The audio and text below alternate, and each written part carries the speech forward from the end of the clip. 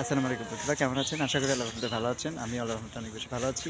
আমি বর্তমানে যে জায়গাটিতে আছি এটি হচ্ছে বগুড়ার ঐতিহ্যবাহী শেরপুর খেওয়া জামে মসজিদ।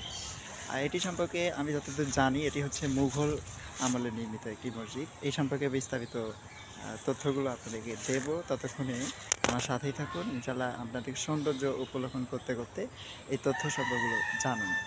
আমার সাথে দেখতে বগুড়া শেরপুরের ঐতিহ্যবাহী খেরোয়া জামে মসজিদের এটি প্রতিষ্ঠা সম্পর্কে এবং এর ইতিহাস সম্পর্কে যতটা জানতে পেরেছি আমি জানানোর চেষ্টা করছি।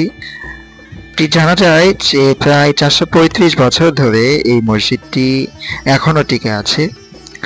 এই মসজিদের সামনের দেয়ালে উৎকীর্ণ শিলালিপি থেকে জানা যায় 1582 সালে জওহর আলী কাকশালের পুত্র মির্জা মুরাদ খান কাকশাল এটি নির্মাণ করেন।